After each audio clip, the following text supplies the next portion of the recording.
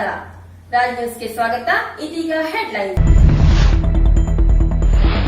ಸಂಚಲನ ಮೂಡಿಸಿದ ಶಿರ್ಸಿ ನಗರಸಭೆ ಪೈಪ್ ಕಳ್ಳತನ ಪ್ರಕರಣಕ್ಕೆ ಮಹತ್ವದ ತಿರುವು. 6 ಆರೋಪಿತರ ಹೆಸರು ಬಹಿರಂಗಪಡಿಸಿದ dynamic SPM Narayan.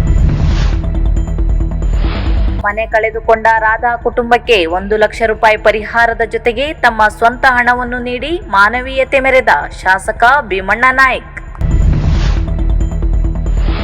Breaking impact, ವಾರಸುದಾರನಿಗೆ ತಲುಪಿದ ಮಹತ್ವದ ಕೀಬಂಚ್. ಮನೆ ಕಳೆದುಕೊಂಡ ರಾಧಾ ನಾಯ್ಕ್ ಮನೆಗೆ ಸಹಾಯಕ ಧನ ವಿತರಿಸಿ ಸರ್ಕಾರದಿಂದಲೇ ಮನೆ ಪೂರ್ಣಗೊಳಿಸಿಕೊಡಬೇಕೆಂದು ಸರ್ಕಾರಕ್ಕೆ ಮನವಿ ಮಾಡಿದ ಸಾಮಾಜಿಕ ಮುಖಂಡ ಅನಂತಮೂರ್ತಿ ಹೆಗಡೆ. ಪ್ರಸಕ್ತ ವರ್ಷದಿಂದ ಪದವಿ ಕಾಲೇಜಿಗೆ ಹೊಸ ಕಾಂಬಿನೇಷನ್ ಜಾರಿ, ಶಾಸಕ ಭೀಮಣ್ಣ ನಾಯ್ಕ್. ಶಿರಸಿಯಲ್ಲಿ ಶ್ರದ್ಧಾ ಭಕ್ತಿಯಿಂದ ನಡೆದ ಭಾವೈಕ್ಯತೆಯ ಸಾರುವ ಮೊಹರಂ ಹಬ್ಬ. ಮದುವೆಯಾಗುವುದಾಗಿ ವಂಚನೆ, ಭೀಮಗರ್ಜನೆಯಿಂದ ಪ್ರತಿಭಟನೆಗೆ ಎಚ್ಚರಿಕೆ. ಕೆಎಂಎಫ್ ನೂತನ ವ್ಯವಸ್ಥಾಪಕ ನಿರ್ದೇಶಕರಿಗೆ ಶಿರಸಿಯಲ್ಲಿ ಕೆಎಂಎಫ್ ಕಲ್ಯಾಣಿ ಸಂಘದಿಂದ ಸನ್ಮಾನದ ಗೌರವ. ಗ್ರಾಮ ಪಂಚಾಯಿತಿಗಳಿಗೆ ಹೆಚ್ಚಿನ ಅನುದಾನಕ್ಕಾಗಿ ಆಗ್ರಹಿಸಿ ನೆಗ್ಗು ಪಂಚಾಯಿತಿ ಸದಸ್ಯರಿಂದ ನಡೆದ ಪ್ರತಿಭಟನೆ. ಮಕ್ಕಳಿಗೆ ಗುರಿಯ ಹಿಂದೆ ಗುರು ಇರಬೇಕು, ಜೆಡಿಎಸ್ ಮುಖಂಡ ಉಪೇಂದ್ರ ಪೈ. ಶಿರ್ಸಿ ನಗರಸಭೆ ಪೈಪ್ ಕಳ್ಳತನಕ್ಕೆ ಮಹತ್ವದ ತಿರುವು ಸಿಕ್ಕಿದ್ದು, ಪೈಪ್ ಕಳ್ಳತನ ಆರೋಪದಲ್ಲಿ 3 ಅಧಿಕಾರಿಗಳು ಹಾಗೂ 3 ನಗರಸಭೆ ಸದಸ್ಯರು ಭಾಗಿಯಾಗಿದ್ದಾರೆಂದು ಡೈನಾಮಿಕ್ ಎಸ್ಪಿಎಂ ನಾರಾಯಣ್ ಇಂದು ಶಿರ್ಸಿಯಲ್ಲಿ ನಡೆಸಿದ ಸುದ್ದಿಗೋಷ್ಠಿಯಲ್ಲಿ ತಿಳಿಸಿದ್ದಾರೆ. 7/25 ಶಿರ್ಸಿ ನಗರಸಭೆಗೆ ಸಂಬಂಧಿಸಿದ ಕೆಂಗ್ರೆ ನೀರು ಸರಬರಾಜು ಕೇಂದ್ರದಿಂದ ಉದ್ಗಾರ ಪಂಪಿನ ಘಟಕಕ್ಕೆ 1969ನೇ ಸಾಲಿನಲ್ಲಿ ಭೂಮಿಯ ಒಳಗಡೆ ಅಳವಡಿಸಿದ್ದ 8 ಮೀಟರ್ ಪೈಪುಗಳ 8 ಕಿಲೋಮೀಟರ್ ಪೈಪುಗಳ ಪೈಕಿ ಸುಮಾರು 900 ಮೀಟರ್ ಉದ್ದದ ಒಟ್ಟು 116 ಕಾಸ್ಟ್ ಐರನ್ ಪೈಪುಗಳು ಅಂದಾಜು ಮೌಲ್ಯ 21,18,624 ರೂಪಾಯಿ ಅಥವಾ ನಗರಸಭೆಯ ಗಮನಕ್ಕೆ ತರದೆ ನಗರಸಭೆಯ ಅನುಮತಿಯನ್ನು ಪಡೆದಂತೆ ನಿಯಮದಂತೆ ಯಾವುದೇ ಟೆಂಡರ್ ಇತ್ಯಾದಿ ಆಗದೆ ಕಳ್ಳತನ ಮಾಡ್ಕೊಂಡು ಹೋಗಿರ್ತಾರೆ ಅಂತ ಹೇಳಿ ಗುಜರಿ ಗುತ್ತಿಗೆದಾರರಾಗಿರುವ ಸೈಯದ್ ಜಕ್ರಿಯಾ ಸಾಕಿನ್ ಶಿಕಾರಿಪುರ ಶಿವಮೊಗ್ಗ ಬಂದು ಕಳ್ಳತನ ಮಾಡ್ಕೊಂಡು ಹೋಗಿರೋ ಬಗ್ಗೆ ಸಂಶಯ ಇದೆ ಎಂದು ದೂರು ನೀಡ್ತಾರೆ. ಈ ದೂರನ್ನ ನಮ್ಮ ಸಿರ್ಸಿ ಗ್ರಾಮೀಣ police station crime number 24/2025 Santosh 25 303 BNS ಅಂದ್ರೆ ಕಳ್ಳತನ ಕೇಸ್ನ ರಿಜಿಸ್ಟರ್ ಮಾಡಿರ್ತಾರೆ. ಶಿಕಾರಿಪುರದ ಗುಜರಿ ಗುತ್ತಿಗೆದಾರ ಸೈಯದ್ ಜಕ್ರಿಯನ್ನು ಇಂಧನ ತನಿಖಾಧಿಕಾರಿಗಳಾದ ಸೀತಾರಾಮ್ ಅವರು ವಿಚಾರಣೆ ನಡೆಸಿ ಕಳ್ಳತನದ ಪೈಪುಗಳನ್ನು ಮಾರಾಟ ಮಾಡಿ ಗಳಿಸಿದ್ದ 7,02,500 ರೂಪಾಯಿಗಳನ್ನು ವಶಪಡಿಸಿಕೊಂಡಿದ್ದಾರೆ ಜಕ್ರಿಯಾ ಹತ್ರ.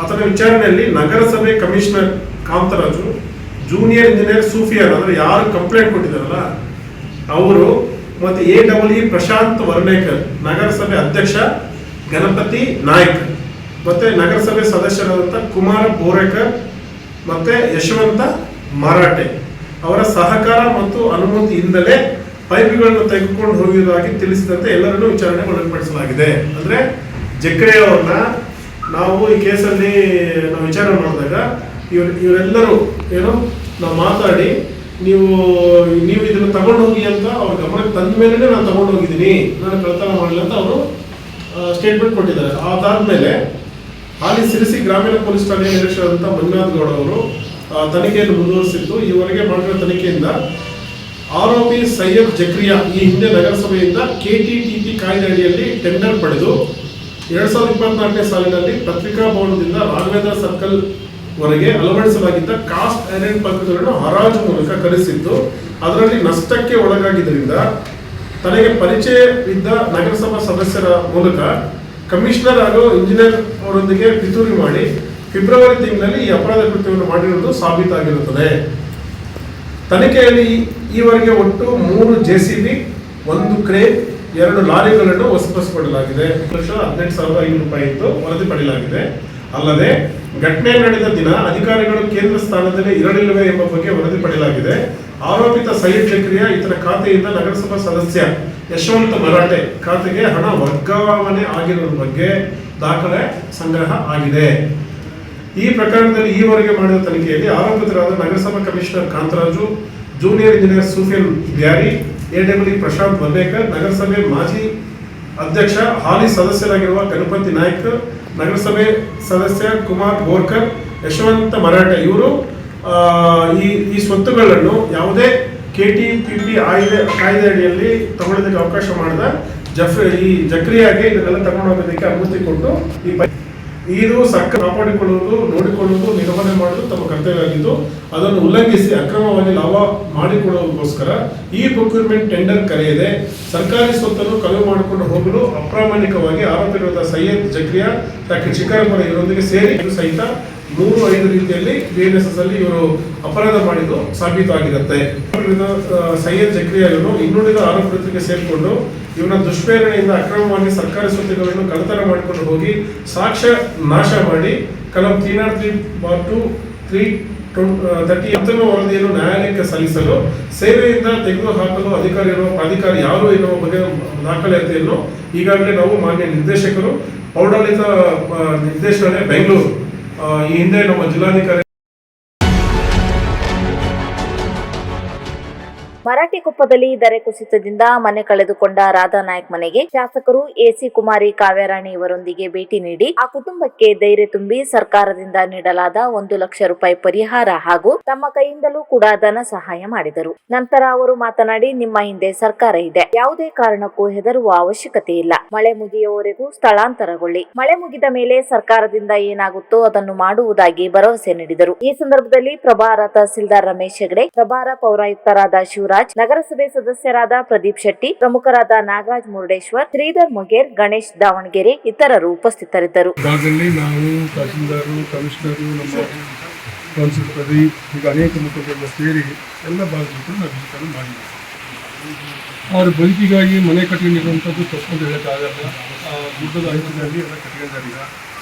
ಈಗ ಧಾರಾಕಾರ ಮಳೆ ಬಿದ್ದಿರುವಂಥದ್ದು ಅವ್ರ ಮನೆ ಕಟ್ಟುವಾಗ ಸ್ವಲ್ಪ ಗಾಡಿಯನ್ನು ಇದನ್ನು ಗುಡ್ಡನ್ನು ಕಟ್ ಮಾಡಿದ್ದು ಅದು ಹಂತವಾಗಿ ಸುತ್ತ ಸ್ಲೈಡಿಂಗ್ ಅಂತ ಹೋಗ್ತಾ ಇದ್ದೀವಿ. ಅದು ಅನೇಕ ಸಮಸ್ಯೆಗಳು ಇರ್ತಕ್ಕಂಥ ಭೂಮಿಯಲ್ಲಿ ಮನೆ ಕಟ್ಟಿಕೊಂಡಿದ್ದಾರೆ. ಈಗ ಇವತ್ತು ಮನೆ ಫಸ್ಟ್ ಬಂದಿದ್ವಿ, ಇವತ್ತು ಬಂದು ಮನೆಯಿಂದ ಕೂಡ ಬಂದು ನೋಡ್ಕೊಂಡು ಹೋಗಿ ನಾವು ಈ ಮಳೆ ಇವತ್ತಿನ ಜಡ್ತಾರೆ. ಇದು ನಮ್ಮ ವೈಯಕ್ತಿಕವಾಗಿ ಬಳಸ್ತೀವಿ. ಒಟ್ಟಿನಲ್ಲಿ ನಿಮ್ಗೆ ಏನಾದ್ರು ಬೇರೆ ಜಾಗ ಇದ್ದರೆ ಅಲ್ಲಿ ಸಿಕ್ಕಾದ್ರೆ ಒಳ್ಳೆಯದು. ಅದು ಈ ಥರ ಅಂಚೆಯಲ್ಲಿ ಇವರೊಂದೇ ಅಂತಲ್ಲ, ಎಲ್ಲರಿಗೂ ಆ ಥರ ಸಿಕ್ಕಾದರೆ ಒಳ್ಳೆಯದು. ನಾವು ಹೆಸರು ಇದರಿಗೆ ಅಂತ ನೋಡ್ತೀವಿ, ಪ್ರಯತ್ನ ಮಾಡ್ತೀವಿ.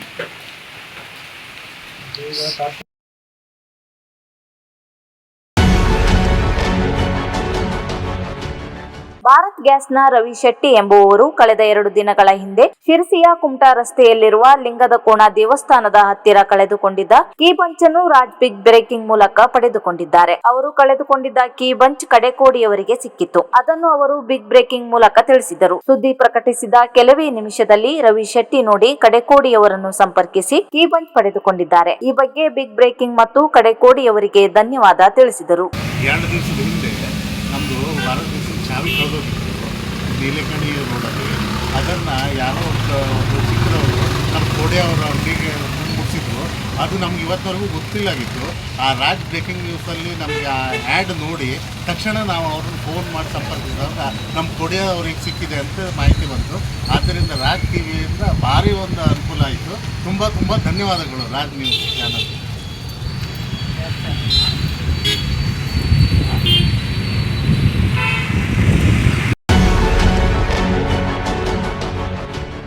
ನಗರಸಭೆ ವ್ಯಾಪ್ತಿಯಲ್ಲಿನ ಮರಾಠಿಕೊಪ್ಪದ ಜೋಡುಕಟ್ಟೆ ಸಮೀಪದಲ್ಲಿ ಭಾನುವಾರ ಮನೆ ಕುಸಿತದ ಪ್ರದೇಶಕ್ಕೆ ಸೋಮವಾರ ಬೆಳ್ಳಂಬೆಳಿಗ್ಗೆ ಬಿಜೆಪಿ ಮುಖಂಡ ಅನಂತಮೂರ್ತಿ ಹೆಗಡೆ ಭೇಟಿ ನೀಡಿ ಸಂತ್ರಸ್ತರಿಗೆ ಸಾಂತ್ವನ ಹೇಳಿ ಹಣಕಾಸಿನ ಸಹಾಯವನ್ನು ಮಾಡಿದರು. ಈ ವೇಳೆ ಮಾತನಾಡಿದ ಅವರು, ಇದು ರಾಜ್ಯ ಸರ್ಕಾರದ ನೇರ ಹೊಣೆಗಾರಿಕೆಯಾಗಿದ್ದು ಇದು ಕೇವಲ ಸರ್ಕಾರದ ತಪ್ಪಲ್ಲ, ಬದಲಾಗಿ ಉದ್ದೇಶ ಪೂರ್ವಕವಾಗಿ ಕ್ರೈಮ್ ಮಾಡಿದಂತಾಗಿದೆ. ಬಡ ಜನರ ವಿಷಯದಲ್ಲಿ ತಾತ್ಸಾರ ಸರ್ವತಃ ಒಪ್ಪತಕ್ಕದಲ್ಲ. ಈ ಕೂಡಲೇ ರಾಜ್ಯ ಸರ್ಕಾರ ಜನರಿಗೆ ತುರ್ತು ವ್ಯವಸ್ಥೆ ಮಾಡಬೇಕು. ನಾವ್ಯಾರು ಸರ್ಕಾರದ ಬಳಿ ಭಿಕ್ಷೆ ಕೇಳುತ್ತಿಲ್ಲ, ನಮ್ಮ ಹಕ್ಕನ್ನು ಕೇಳುತ್ತಿದ್ದೇವೆ. ಈ ಕೂಡಲೇ ಸ್ಥಳೀಯ ಶಾಸಕರು ಆಡಳಿತ ವ್ಯವಸ್ಥೆ ತುರ್ತಾಗಿ ಸ್ಪಂದಿಸಬೇಕೆಂದು ಅವರು ಆಗ್ರಹಿಸಿದರು. ಈ ಸಂದರ್ಭದಲ್ಲಿ ಬಿಜೆಪಿ ಪ್ರಮುಖರಾದ ನಂದನ್ ಸಾಗರ್, ಗಣೇಶ್ ರೇವಣೇಕರ್, ಅಶೋಕ್ ಶೆಟ್ಟಿ ಇತರರು ಉಪಸ್ಥಿತರಿದ್ದರು.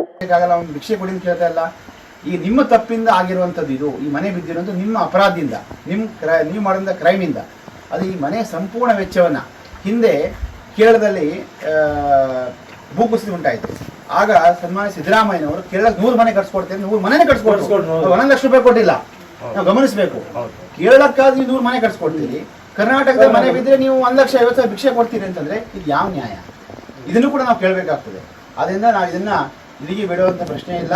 ಇದಕ್ಕೆ ತಕ್ಕದಾದಂತಹ ರೀತಿ ಹೋರಾಟವನ್ನು ಮಾಡಿ ಈ ಏನು ಜಾಗ ಉಳಿಬೇಕು, ಮೊದಲು ಈ ಜಾಗ ಉಳಿಬೇಕು, ಅದು ಮನೆ ಕಟ್ಟಬೇಕು, ಅದೆಲ್ಲ ರೀತಿಯ ಪ್ರಕ್ರಿಯೆಗಳನ್ನು ಕೂಡ ನಾವೆಲ್ಲರೂ ಕೂಡ ಒಟ್ಟಾಗಿ ಮಾಡೋಣ ಅಂತ ಹೇಳಿ ಈ ಮೂಲಕ ಹೇಳಿ ಇಚ್ಛೆ ಪಡ್ತೀವಿ. ಶಿರ್ಸಿ ಸರ್ಕಾರಿ ಪ್ರಥಮ ದರ್ಜೆ ಕಾಲೇಜಿನಲ್ಲಿ ಪ್ರಸಕ್ತ ವರ್ಷದಿಂದ ಬಿಎ ವಿದ್ಯಾರ್ಥಿಗಳಿಗೆ ಹೊಸ ಕಾಂಬಿನೇಷನ್ಗೆ ಸರ್ಕಾರದಿಂದ ಮಂಜೂರಾತಿ ನೀಡಲಾಗಿದೆ ಎಂದು ಶಾಸಕ ಭೀಮಣ್ಣ ಟಿ ನಾಯ್ಕ್ ತಮ್ಮ ಕಚೇರಿಯಲ್ಲಿ ನಡೆಸಿದ ಸುದ್ದಿಗೋಷ್ಠಿಯಲ್ಲಿ ತಿಳಿಸಿದ್ದಾರೆ. ಇಂಗ್ಲಿಷ್, ಪತ್ರಿಕೋದ್ಯಮ ಮತ್ತು ಭೂಗೋಳಶಾಸ್ತ್ರ ಈ 3 ವಿಷಯಗಳನ್ನು ಪ್ರಾರಂಭಿಸಲು ನಾವು ಕರ್ನಾಟಕ ಸರ್ಕಾರ ಹಾಗೂ ಕರ್ನಾಟಕ ವಿಶ್ವವಿದ್ಯಾಲಯ ಮನವಿಯನ್ನ ಮಾಡಿ ಆ ಪ್ರಯುಕ್ತ ಸರ್ಕಾರದಿಂದ ಕರ್ನಾಟಕ ವಿಶ್ವವಿದ್ಯಾಲಯ ಧಾರವಾಡ ನಮಗೆ 25-26 ಸಾವಿರ ಅಡ್ಮಿಷನ್ ಮಾಡಿಕೊಳ್ಳಲು ಈಗಾಗಲೇ ಕೊಟ್ಟಿರುವಂಥದ್ದು. ಈಗ ಇವತ್ತು ನಮ್ಮ ಇಂಗ್ಲಿಷ್ ಭೂಗೋಳಶಾಸ್ತ್ರ ಇತಿಹಾಸ, 2 ಇತಿಹಾಸ ಕನ್ನಡ ರಾಜ್ಯಶಾಸ್ತ್ರ, 3 ಇತಿಹಾಸ ಮತ್ತು ಕನ್ನಡ ಮನಶಾಸ್ತ್ರ, 4 ಪತ್ರಿಕೋದ್ಯಮ ಕನ್ನಡ ರಾಜ್ಯಶಾಸ್ತ್ರ. ಹೀಗೆ ಕೋರ್ಸ್ಗಳ ಮುಖಾಂತರ ಈ ಭಾಗದ ಮಕ್ಕಳಿಗೆ ಅವಕಾಶವನ್ನು ನಾವು ಕೊಟ್ಟಿದ್ದೀವಿ. ಹಿಂದಿನ ವರ್ಷಗಳು ಕೂಡ ನಾವು ಈ ಭಾಗದ ಮಕ್ಕಳಿಗೆ ಬಹಳ ಡಿಮ್ಯಾಂಡ್ ಇರ್ತಕ್ಕಂಥದ್ದು. ಕಳೆದ ವರ್ಷ ನಾವು BCA ಪ್ರಾರಂಭ ಮಾಡಿ 60 ಮಕ್ಕಳಿಗೆ ಅವಕಾಶ ಕೊಟ್ಟಿದ್ವಿ. ಮತ್ತು BFSI ಇದನ್ನು ಕೂಡ ಪ್ರಾರಂಭ ಮಾಡಿ 60 ಮಕ್ಕಳಿಗೆ ಅವಕಾಶ ಕೊಟ್ಟಿದ್ದೀವಿ. ಆದರೆ ಮಕ್ಕಳು ಕೂಡ ಡಿಮ್ಯಾಂಡ್ ಜಾಸ್ತಿ ಇತ್ತು. ಅಲ್ಲಿ ಮತ್ತೆ ಸರ್ಕಾರದ ಇನ್ನೂ 20 ಮಕ್ಕಳಿಗೆ ಹೆಚ್ಚಿನ ಮಕ್ಕಳಿಗೆ ಕೊಡ್ತಕ್ಕಂಥದ್ದನ್ನು ಮತ್ತೆ ಸರ್ಕಾರದ ಆದೇಶವನ್ನು ಪಡೆದು ಇವತ್ತು ನಮ್ಮ 60 ಡಿಗ್ರಿ ಕಾಲೇಜ್ ಅನೇಕ ಕೋರ್ಸ್ಗಳ ಮುಖಾಂತರ ಈ ಭಾಗದ ಆಸಕ್ತ ಮಕ್ಕಳಿಗೆ ಯಾವ್ಯಾವ ಕೋರ್ಸ್ ಬೇಕೋ ಆ ಕೋರ್ಸ್ಗಳ ಮುಖಾಂತರ ಡಿಗ್ರಿಯನ್ನು ಕಲಿತಕ್ಕಂಥ ಮಕ್ಕಳಿಗೆ ಎಲ್ಲ ವ್ಯವಸ್ಥೆ ಕೂಡ ನಾವು ಮತ್ತು ಕನ್ನಡ ಸರ್ಕಾರ ಮತ್ತು ವಿಶ್ವವಿದ್ಯಾಲಯ ಮಾಡುವಂಥದ್ದು. ಮತ್ತು ಅಲ್ಲಿಯ ಮೂಲಭೂತ ಸೌಕರ್ಯಗಳು ಬೇಕು ಅನ್ನುವಂಥದ್ದು ಅಲ್ಲಿ ಕೂಡ ಇನ್ನೂ ನಮ್ಮ ಪ್ರಿನ್ಸಿಪಾಲ್ ಮತ್ತು ನಮ್ಮ ಬೇಗ ಆ 20 ಕೊರಡಿನ ಹಾಗಾಗಿ ಇವತ್ತು ಇಲ್ಲೂ ಅಷ್ಟೇ ಸಿದ್ದಾಪುರ ಅಷ್ಟೇ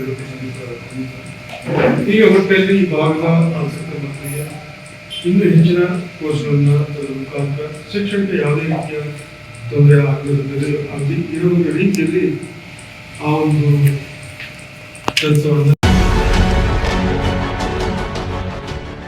ಭಾವೈಕ್ಯತೆಯ ಸಂಕೇತವಾಗಿರುವ ಮೊಹರಂ ಹಬ್ಬವನ್ನು ಶಿರ್ಸಿಯಾದ್ಯಂತ ಶ್ರದ್ಧಾ ಭಕ್ತಿಯಿಂದ ಆಚರಿಸಲಾಯಿತು. ಇಲ್ಲಿಯ ಕಾಜಿ ಗಲ್ಲಿಯಲ್ಲಿರುವ ಮೊಹಮ್ಮದ್ ಪೈಗಂಬರ್ ಪೀಠವನ್ನು ಹೂಗಳಿಂದ ಶೃಂಗರಿಸಲಾಗಿತ್ತು. ಮುಸ್ಲಿಂ ಸಮುದಾಯದವರು ಸೇರಿದಂತೆ ಹಿಂದೂ ಬಾಂಧವರು ಕೂಡ ತಮ್ಮ ಮನದ ಹರಕೆಯನ್ನು ತೀರಿಸಲು ವಿವಿಧ ರೂಪದ ಕಾಣಿಕೆಯನ್ನು ನೀಡಿ ಭಕ್ತಿ ಮೆರೆದರು. ಮೊಹರಂ ಹಬ್ಬದ ನಿಮಿತ್ತವಾಗಿ ಅಗ್ನಿಕುಂಡ ನಿರ್ಮಿಸಲಾಗಿತ್ತು.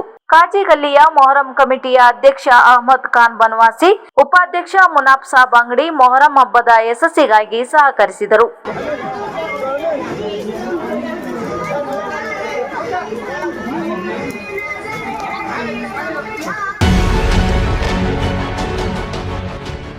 ಯುವತಿಯೊಬ್ಬಳನ್ನ ಮದುವೆಯಾಗುವುದಾಗಿ ನಂಬಿಸಿ ಆಕೆಯನ್ನ ಗರ್ಭಿಣಿಯಾಗಿಸಿ ಈಗ ಮದುವೆಯಾಗಲು ನಿರಾಕರಿಸುತ್ತಿರುವ ನಗರದ ಗಣೇಶ್ ನಗರದ ರಾಘವೇಂದ್ರ ರಮೇಶ್ ನಾಯ್ಕ್ ಎಂಬಾತನ ಮೇಲೆ ದೂರು ದಾಖಲಾಗಿದೆ. ಯುವಕ ಪರ ಊರಿಗೆ ತೆರಳಿದ್ದು ಕೂಡಲೇ ಬಂದು ಯುವತಿಯನ್ನ ಮದುವೆ ಮಾಡಿಕೊಳ್ಳಬೇಕು, ಇಲ್ಲದಿದ್ದರೆ ಯುವಕನ ಮನೆ ಮುಂದೆ ಧರಣಿ ಪ್ರತಿಭಟನೆ ನಡೆಸುವುದಾಗಿ ಭೀಮಗರ್ಜನೆ ಸಂಘಟನೆ ಎಚ್ಚರಿಕೆ ನೀಡಿದೆ. ಯುವತಿ ಪರಿಶಿಷ್ಟ ಜನಾಂಗದವಳಾಗಿದ್ದು ತೀವ್ರ ಕ್ರಮಕ್ಕೆ ಸಂಘಟನೆ ಅಧ್ಯಕ್ಷ ಅರ್ಜುನ್ ಮಿಂಟಿ ಆಗ್ರಹಿಸಿದ್ದಾರೆ. ದಲಿತ ಸಮಾಜದ ಹೆಣ್ಣು ಮಗಳ ಮೇಲೆ ನಿರಂತರವಾಗಿ ಈ ದೇಶದಲ್ಲಿ ನಿರಂತರವಾಗಿ ಅತ್ಯಾಚಾರಗಳು ನಡೀತಾ ಇದೆ. ಆದ್ರೆ ತಮಗೆಲ್ಲ ಒಂದು ಗಂಭೀರವಾದ ಎಚ್ಚರಿಕೆಯನ್ನು ಕೊಡ್ತಾ ಇದ್ದೇವೆ. ಈ ರೀತಿಯ ಮೋಸದ ಒಂದು ಪ್ರಕರಣ ತಾವು ಮಾಡ್ತಾ ಇದ್ರೆ ತುಂಬಾ ಗಂಭೀರವಾಗಿದೆ. ಮುಂದಿನ ದಿನಗಳಲ್ಲಿ ಏನಾದ್ರೂ ಈ ನಮ್ಮ ಸಮಾಜದ ಹೆಣ್ಣು ಮಕ್ಕಳನ್ನ ನಂಬಿಸಿ ವಂಚನೆ ಮಾಡಿ ಮದುವೆ ಆಗ್ತಂತ ನಂಬಿಸಿ ಅವರನ್ನ ಬಳಸ್ಕೊಂಡು ಯಾವುದೇ ರೀತಿಯಲ್ಲಿ ಮದುವೆ ಆಗದೆ ಅವರನ್ನ ಏನಾದ್ರು ಅನ್ಯಾಯವಾಗಿ ಮಾಡುವಂತ ಒಂದು ಆಲೋಚನೆ ತಮ್ಮಲ್ಲಿದ್ರೆ ಅದನ್ನು ಇವತ್ತೇ ಮರ್ತು ಬಿಡಿ. ಎಲ್ಲರಿಗೂ ಎಚ್ಚರಿಕೆ ಕೊಡ್ತಾ ಇದ್ದೀನಿ. ಏನು ಮೊನ್ನೆ 4/7/2025 ಪ್ರಕರಣ ಆಗಿದೆ. ಆರೋಪಿಯ ಹೆಸರನ್ನ ಹೇಳಲಿಕ್ಕೆ ಇಷ್ಟಪಡೋದಿಲ್ಲ. ನಿನಗೆ ನಾನು ಹೇಳ್ತಾ ಇದ್ದೇನೆ, ಆದಷ್ಟು ಬೇಗ ಇವತ್ತು ಅಥವಾ ನಾಳೆ ಒಳಗೆ ಬಂದ್ಕೊಂಡು ನಮ್ಮ ಸಮಾಜದ ಹೆಣ್ಣ ನೀನು ಮದುವೆ ಆಗದೆ ಇದ್ರೆ ಮಾತ್ರ ನಾಳೆ ಭೀಮಗರ್ಜನೆ ಸಂಘಟನೆ ನಿಮ್ಮ ಮನೆ ಎದುರುಗಡೆ ಬರ್ತದೆ. ನಿಮ್ಗೆ ಎಚ್ಚರಿಕೆ ಕೊಡ್ತಾ ಇದ್ದೇನೆ. ನಿಮ್ಮ ಮನೆ ಎದುರುಗಡೆ ಬಂದ್ಕೊಂಡು ಆ ಹುಡುಗಿ ನ್ಯಾಯ ಕೊಡಿಸೋದಕ್ಕೆ ನಾವು ಸುಮ್ಮನೆ ಯಾವುದೇ ಕಾರಣಕ್ಕೂ ಕೂಡ ನೀವು ಬರಬೇಕು. ಅಂದ್ಕೊಂಡು ನೀನೇನ್ ಅದನ್ನ ಮಾಡಿದ್ಯಾ, ಅವಳಿಗೆ ಮದುವೆ ಆಗ್ತದೆ ನಂಬಿಸಿದ್ಯಾ, ಮದುವೆ ಆದ್ರೆ ಸರಿ. ಅಕಸ್ಮಾತ್ ಮದುವೆ ಆದ್ರೆ ನೀನೇ ನಿಮ್ಮ ಹುಚ್ಚಾಟವನ್ನೇನ ಮಾಡಿದ್ರಿ ಅಂತ ಹೇಳಿದ್ರೆ ಸಂಘಟನೆ ಅಷ್ಟು ಕೂಡ ನಿಮ್ಮ ಮನೆ ಎದುರುಗಡೆ ಬರ್ತೀವಿ, ನಾವು ಪ್ರತಿಭಟನೆ ಮಾಡಬೇಕಾಗ್ತದೆ. ನಿಮ್ಗೆ ಎಚ್ಚರಿಕೆ ಕೊಡ್ತಾ ಇದ್ದೀನಿ. ಇದು ಒಂದೇ ಅಲ್ಲ, ಇಂಥ ಹಲವಾರು ಪ್ರಕರಣಗಳು ದಿನನಿತ್ಯ ನಡೀತಾ ಇದೆ. ಈ ಮೂಲಕ ನಾನು ಮಾಧ್ಯಮದ ಮೂಲಕ ತಮಗೆಲ್ಲ ಇಡೀ ಏನು ದಲಿತ ಸಮಾಜವನ್ನ ನಂಬಿಸಿ ಮೋಸ ಮಾಡುವಂತ ಆರೋಪಗಳು ನಾನು ಏನು ಹೇಳಲಿಕ್ಕೆ ಇಷ್ಟಪಡ್ತೀನಿ ಅಂತ ಹೇಳಿದ್ರೆ, ನಿಮಗೆಲ್ಲ ಕೊನೆಯ ಎಚ್ಚರಿಕೆ ಇದು. ಏನಾದ್ರೂ ಕೂಡ ದಲಿತ ಸಮಾಜವನ್ನ ಉಪಯೋಗ ಮಾಡಿಕೊಂಡು ಅವರನ್ನು ನಂಬಿಸಿ ಮೋಸ ಮಾಡಿ ಅವರಿಗೆ ಅನ್ಯಾಯ ಮಾಡಲಿರುವಂತಹ ಪ್ರಯತ್ನ ನೀವೇನು ಕೈ ಹಾಕ್ತೀವಿ ಅಂತ ಹೇಳಿದ್ರೆ ಸಂಘಟನೆ ನಿಮ್ಮ ವಿರುದ್ಧ ಕಾನೂನು ಹೋರಾಟ ಮಾಡ್ಲಿಕ್ಕೆ ಯಾವತ್ತೂ ರೆಡಿ ಇರ್ತದೆ. ನಿನಗೆ ಈ ಆರೋಪಿ ನಿಮ್ಗೆ ಹೇಳ್ತಾ ಇದ್ದೇನೆ, ನಿಮ್ಗೆ ಇನ್ನು ಒಂದೇ ದಿನ ಸಮಯ ಅವಕಾಶ ಕೊಡ್ತೀವಿ. ಇವತ್ತು ಒಂದಿನದ ಒಳಗಡೆ ಏನಾದ್ರು ನೀನು ಬರ್ದೆ ಆ ಹುಡುಗಿಯನ್ನು ನಿಮ್ಮ ಮದುವೆ ಆಗದೆ, ನಮ್ಮ ಸಮಾಜದ ಹೆಣ್ಣು ನಿಮ್ಮ ಮದುವೆ ಆಗದೆ ಇದ್ದ ಪಕ್ಷದಲ್ಲಿ ನಿಮ್ಮ ಮನೆ ಭಾಗ ಎದುರುಗಡೆ ಬಂದು ನಾವು ಹೋರಾಟ ಮಾಡ್ತೇವೆ. ನೀವು ಕೊನೆ ಎಚ್ಚರಿಕೆ, ನಿನ್ನ ಅರೆಸ್ಟ್ ಮಾಡೋ ತನಕ ನಾವು ಸುಮ್ಮನೆ ಬಿಡೋದಿಲ್ಲ. ನೀವು ಕೊನೆ ಎಚ್ಚರಿಕೆ ಹೇಳ್ತಾ ಇದ್ದೀನಿ. ಶಿರ್ಸಿ ತಾಲೂಕಿನ ಹಾಲು ಉತ್ಪಾದಕರ ಸಹಕಾರಿ ಸಂಘಗಳ ಅಧ್ಯಕ್ಷರು ಹಾಗೂ ಮುಖ್ಯ ಕಾರ್ಯನಿರ್ವಾಹಕರುಗಳ ಸಮಾಲೋಚನೆ ಸಭೆಯನ್ನು ಧಾರವಾಡ ಸಹಕಾರ ಹಾಲು ಒಕ್ಕೂಟದ ಉಪಾಧ್ಯಕ್ಷ ಸುರೇಶ್ ಚಂದ್ರ ಕೃಷ್ಣ ಹೆಗಡೆ ಅವರ ಅಧ್ಯಕ್ಷತೆಯಲ್ಲಿ ಶಿರಸಿಯ ಟಿಎಂಎಸ್ ಸಭಾಭವನದಲ್ಲಿ ನಡೆಯಿತು. ಇದೇ ವೇಳೆ ಧಾರವಾಡ ಹಾಲು ಒಕ್ಕೂಟದ ನೂತನ ವ್ಯವಸ್ಥಾಪಕ ನಿರ್ದೇಶಕರಾದ ಡಿಟಿ ಕಳಸದ್ ಅವರನ್ನು ಜಿಲ್ಲೆಯ ಎಲ್ಲಾ ಹಾಲು ಉತ್ಪಾದಕರ ವತಿಯಿಂದ ಆತ್ಮೀಯವಾಗಿ ಸನ್ಮಾನಿಸಿ ಗೌರವಿಸಲಾಯಿತು. ಇದೇ ವೇಳೆ ನಿವೃತ್ತಿಗೊಂಡ ಒಕ್ಕೂಟದ ವ್ಯವಸ್ಥಾಪಕ ನಿರ್ದೇಶಕ ಡಾಕ್ಟರ್ ವೀರೇಶ್ ತರಲಿ ಅವರನ್ನು ಸಹ ಸನ್ಮಾನಿಸಿ ಗೌರವಿಸಲಾಯಿತು. ಜೊತೆಗೆ ಒಕ್ಕೂಟದ ವತಿಯಿಂದ ಫಲಾನುಭವಿಗಳಿಗೆ ಆಹಾರದ ಚೆಕ್ ವಿತರಿಸಲಾಯಿತು. ಸಭೆಯಲ್ಲಿ ಧಾರವಾಡ ಸಹಕಾರ ಹಾಲು ಒಕ್ಕೂಟದ ನಿರ್ದೇಶಕರುಗಳಾದ ಶಂಕರ್ ಪರಮೇಶ್ವರ್ ಹೆಗಡೆ, ಪರಶುರಾಮ ವೀರಭದ್ರ ನಾಯ್ಕ್, ವ್ಯವಸ್ಥಾಪಕ ನಿರ್ದೇಶಕರಾದ ಡಿಟಿ ಕಳಸದ್, ವಿಶ್ರಾಂತ ವ್ಯವಸ್ಥಾಪಕ ನಿರ್ದೇಶಕರಾದ ಡಾಕ್ಟರ್ ವೀರೇಶ್ ತರಲಿ, ವ್ಯವಸ್ಥಾಪಕರು ಡಾಕ್ಟರ್ ರಾಕೇಶ್ ತಲ್ಲೂರ್ ಸೇರಿದಂತೆ ಇತರರು ಉಪಸ್ಥಿತರಿದ್ದರು. ಏನು ನೀವು ಕಚ್ಚಾ ಹಾಲನ್ನು ಕೊಡ್ತೀರಿ, ಅದರ ಗುಣಮಟ್ಟ ಹೆಚ್ಚಿದ ಪ್ರಯುಕ್ತ ಸಂಸ್ಕರಣೆ ಮಾಡಿದ ನಂತರವೂ ಕೂಡ ಉತ್ತಮ ಗುಣಮಟ್ಟದ ಹಾಲು ಸಾರ್ವಜನಿಕರಿಗೆ ಪೂರೈಕೆ ಮಾಡುವಲ್ಲಿ ನಮ್ಮಿಂದ ಸಾಧ್ಯ. ಏನು 2ನೇ ಹಂತದಲ್ಲಿ BMC ಆಗಿದೆ, 3ನೇ ಹಂತದಲ್ಲಿ ನಾನು ಉಪಾಧ್ಯಕ್ಷರಿಗೆ ಜೊತೆ ಆಗಲೇ ಚರ್ಚಿಸಿದ್ದೀನಿ. ಈ ಹಳ್ಯಾಳ ಒಂದು ದೊಡ್ಡ ಘಟಕವನ್ನು ಪ್ರಾರಂಭಿಸಕ್ಕೆ ನಾವು ಪ್ರಯತ್ನ ಮಾಡ್ತೀವಿ. ಎಲ್ಲಿಗೆ ಯಾವುದಾದ್ರೂ ನ್ಯೂನತೆಗಳಿದ್ದಲ್ಲಿ, ಯಾವುದೇ ತೊಂದರೆಗಳಿದ್ದಲ್ಲಿ, ಅಧಿಕಾರಿಗಳಿಂದ ಆಗದೇ ಇದ್ದಲ್ಲಿ ತಾವು ನೇರವಾಗಿ ನನ್ನನ್ನು ಸಂಪರ್ಕಿಸಬಹುದು. ನಾನು ಈ ನಿಮ್ಮ ಜಿಲ್ಲೆಗೆ ಹೆಚ್ಚು ಸೇವೆ ಸಲ್ಲಿಸಿದ ಪ್ರಯುಕ್ತ ನಿಮ್ಮ ಜಿಲ್ಲೆಗೆ ಅಟ್ಯಾಚ್ಮೆಂಟ್ ಅಂದ್ರೂ ಕೂಡ ಜಾಸ್ತಿ ಇದೆ. ನಾನು ಬೇಕು ಅನ್ನುವಂಥದ್ದು ನಮ್ಮಲ್ಲಿ ಇರೋ ಸಮಸ್ಯೆ ಆಗಿತ್ತು. 26 ಕೋಟಿಗೆ ಪವರ್ ಪ್ಲಾಂಟ್ ಅನ್ನು 9 ತಿಂಗಳಲ್ಲಿ ಮುಗಿಸುವಂತೆ ಮಾಡಿಕೊಟ್ಟಂತಹ ದೊಡ್ಡ ಮನುಷ್ಯ ಅವರು. ಹಾಗಾಗಿ ಮುಡಿಯಾಗಿ ಬಂದಿದ್ದಾರೆ. ಬಹಳ ನಿರೀಕ್ಷೆ ಇದೆ ಕೂಡ ನಮಗೆ. ಅಂದ್ರೆ ಎಲ್ಲ ವಿಭಾಗದ ಅನುಭವ ಇರೋದಕ್ಕೆ ಇವತ್ತು ನಮಗಿರೋ ಪ್ರಸ್ತುತ ಸಮಸ್ಯೆ ಮಾರ್ಕೆಟಿಂಗ್. ಅದು ಹೆಂಗೆ ಕಾಲ ಬದಲಾಗ್ತದೆ ನೋಡ್ರಿ. ಒಕ್ಕೂಟ ಬದಲಾಗುವ ಅಂದ್ರೆ ಬೈಫಿಕೇಶನ್ ಆದಾಗ 50,000 ಲೀಟರ್ ಹಾಲನ್ನ ನಾವು ಮಾರ್ಕೆಟಿಗೆ ಹಾವೇರಿ ಮತ್ತು ಶಿವಮೊಗ್ಗದಿಂದ ಖರೀದಿ ಮಾಡಿಕೊಡ್ತೀವಿ. ಇದು ಮಾರ್ಕೆಟ್ ಬಿಡಬಾರದು ಅಂತ 1 ಲೀಟರ್ ಮೇಲೆ 5 ರಿಂದ 6 ರೂಪಾಯಿ. ರಾಜ್ಯ ಸರ್ಕಾರದ ನಿರ್ಧಾರಗಳಿಂದ ಗ್ರಾಮ ಪಂಚಾಯಿತಿಗೆ ಅನುದಾನ ಸಿಗದೆ ಅಭಿವೃದ್ಧಿ ಕುಂಠಿತಗೊಂಡಿದೆ. ತಕ್ಷಣವೇ ಗ್ರಾಮ ಪಂಚಾಯಿತಿಗಳಿಗೆ ಹೆಚ್ಚಿನ ಅನುದಾನ ಒದಗಿಸಬೇಕೆಂದು ಆಗ್ರಹಿಸಿ ನೆಗ್ಗು ಗ್ರಾಮ ಪಂಚಾಯಿತಿ ಸದಸ್ಯರು ಸೋಮವಾರ ಪಂಚಾಯಿತಿ ಎದುರು ಪ್ರತಿಭಟನೆ ನಡೆಸಿದರು. ಈ ವೇಳೆ ಮಾತನಾಡಿದ ಸದಸ್ಯ ಚಂದ್ರಕಾಂತ್ ಹೆಗಡೆ ನೇರ್ಲದ್ದ, ಕಳೆದ 2 ವರ್ಷದಲ್ಲಿ ರಾಜ್ಯ ಸರ್ಕಾರ ಹಗರಣಗಳ ಸರಮಾಲೆಯನ್ನೇ ಸೃಷ್ಟಿಸಿದೆ. ಬಡವರ ಬಗ್ಗೆ ಯಾವ ಕಾಳಜಿ ತೋರದೆ ಅವರೇ ಘೋಷಿಸಿದ ಯೋಜನೆಗಳು ಬಡವರಿಗೆ ತಲುಪದಂತಾಗಿದೆ. ಈ ಹಿಂದೆ ನೀಡಿದ ಮನೆಗಳಿಗೆ ಇಂದಿಗೂ ಹಣ ಮಂಜೂರಾಗದೆ ಮನೆ ನಿರ್ಮಿಸಿಕೊಂಡವರು ಸಾಲಕ್ಕೆ ಸಿಲುಕಿದ್ದಾರೆ. ನಮ್ಮ ಶಾಸಕ ಭೀಮಣ್ಣ ನಾಯ್ಕ ಎಲ್ಲೆಡೆ ಸಾರ್ವಜನಿಕರ ಮೇಲೆ ಗರಂ ಆಗುತ್ತಿರುವುದೊಂದೇ ಅವರ ಸಾಧನೆಯಾಗಿದೆ. ಕೇಂದ್ರ ಸರ್ಕಾರ ವಿವಿಧ ಯೋಜನೆಯಲ್ಲಿ ಹಣ ಬಿಡುಗಡೆ ಮಾಡಿದರೂ ರಾಜ್ಯ ಸರ್ಕಾರದ ನಿರ್ಲಕ್ಷ್ಯ ಧೋರಣೆಯಿಂದ ಜನಸಾಮಾನ್ಯರಿಗೆ ತಲುಪಿಸಲು ತೊಡಕಾಗುತ್ತಿದೆ ಎಂದರು. ಮತ್ತು ಹೈನುಗಾರಿಕೆಗೆ ಸಪೋರ್ಟ್ ಅಂತೇಳಿ ಹೇಳ್ತಾರೆ. ನಿಬ್ಬಡ್ಡಿಯಲ್ಲಿ ಕೊಡ್ಲಿಕ್ಕೆ ಸರ್ಕಾರ ಮುಂದೆ ಬರ್ತಾ ಇಲ್ಲ. ಕೇವಲ ಕಾಗದ ಪತ್ರದಲ್ಲಿ ಮಾತ್ರ ಅಭಿವೃದ್ಧಿ ಅಂತೇಳಿ ತೋರಿಸ್ತಾ ಇದ್ದಾರೆ. ಹಾಗಾಗಿ ರೈತರಿಗೆ ಬೇಕಾಗುವಂತ ಒಂದು ತುತ್ತ ಸುಣ್ಣ ಇರಬಹುದು, ತೋಟಗಾರಿಕೆ ಸಂಬಂಧಪಟ್ಟು ಎಲೆ ಚುಕ್ಕೆ ರೋಗದಿಂದ ರೈತರು ಅಡಿಕೆ ಬೆಳೆಗಾರರೆಲ್ಲ ಕಂಗಾಲಾಗಿದ್ದಾರೆ. ಹಾಗಾಗಿ ಉಚಿತವಾಗಿ ಎಲೆ ಚುಕ್ಕಿಗೆ ಬೇಕಾಗುವಂತಹ ಒಂದು ಔಷಧಿಗಳನ್ನ, ತುತ್ತ ಸುಣ್ಣಗಳನ್ನ ಈ ಒಂದು ಗ್ರಾಮೀಣ ಪ್ರದೇಶ ಜನರಿಗೆ ಸರ್ಕಾರ ಹಂಚಬೇಕು. ನಮ್ಮ ಈ ಪ್ರತಿನಿಧಿ ಅಂತವರು ನಮ್ಮ ಸಮಸ್ಯೆಗೆ ಸ್ಪಂದಿಸಬೇಕು. ಯಾಕೆಂದ್ರೆ ಜನಪ್ರತಿನಿಧಿ ಆದ್ಮೇಲೆ ಪಕ್ಷಾತೀತವಾಗಿ ಕೆಲಸ ಮಾಡ್ತೇನೆ ಹೇಳಿ ಅಧಿಕಾರವನ್ನು ಬಂದು ಹಿಡಿತಾರೆ. ಆದ್ರೆ ನೀವು ಬಿಜೆಪಿ ಮಕ್ಕಳಿಗೆ ಗುರಿಯ ಹಿಂದೆ ಗುರು ಇರಬೇಕು, ಅಂದಾಗ ಮಾತ್ರ ಹಿಡಿದ ಕೆಲಸ ಯಶಸ್ಸು ಸಾಧಿಸಲು ಸಾಧ್ಯವಿದೆ ಎಂದು ಜೆಡಿಎಸ್ ಮುಖಂಡ ಹಾಗೂ ಉಪೇಂದ್ರ ಪೈ ಸೇವಾ ಟ್ರಸ್ಟ್ ಅಧ್ಯಕ್ಷ ಉಪೇಂದ್ರ ಪೈ ಹೇಳಿದರು. ಅವರಿಂದು ಶ್ರೀ ಗಜಾನನ ಸೆಕೆಂಡರಿ ಸ್ಕೂಲ್ ಹೆಗ್ಡೆಕಟ್ಟ ಶಾಲೆಯ ಮಕ್ಕಳಿಗೆ ಉಪೇಂದ್ರ ಪೈ ಸೇವಾ ಟ್ರಸ್ಟ್ ವತಿಯಿಂದ ಪಠ್ಯ ಪುಸ್ತಕ ವಿತರಿಸಿ ಮಾತನಾಡಿದರು. ಈ ಸಂದರ್ಭದಲ್ಲಿ ಶಾಲೆಯ ಪ್ರಾಂಶುಪಾಲರಾದ ಶೈಲೇಂದ್ರ, ಎಂಎಚ್ಎಸ್ ಎಸ್ಡಿಎಂಸಿ ಅಧ್ಯಕ್ಷರಾದ ಎಂಆರ್ ಹೆಗ್ಡೆ ಹೊನ್ನೆಕಟ್ಟ ಹಾಗೂ ಶಿಕ್ಷಕ ವೃಂದದವರು ಉಪಸ್ಥಿತರಿದ್ದರು. ಮಕ್ಕಳ ಸಂಖ್ಯೆ ಇರತಕ್ಕಂಥ ಈ ಸಂಸ್ಥೆಗೆ ಒಂದು ನಾಮವನ್ನು ಕೊಡ್ತಾ ಇದ್ದೇವಲ್ಲ ಅಂತೇಳಿ ನಮಗೊಂದು ಬಹಳ ಪ್ರೀತಿ. ಮತ್ತೊಂದು ನಿಮ್ಗೆ ಸಿಗತಕ್ಕಂಥ ಶಿಕ್ಷಣ ಏನಿದೆ ನಮ್ಮಲ್ಲಿ 2 ವಿಧದಲ್ಲಿ ಜೀವನವನ್ನ ಇಲ್ಲಿಗೆ ವಾರ್ತಾ ಪ್ರಸಾರ ಮುಕ್ತಾಯವಾಯಿತು. ಮುಂದಿನ ವಾರ್ತೆಗಳೊಂದಿಗೆ ಸಿಗೋಣ. ನಮಸ್ಕಾರ.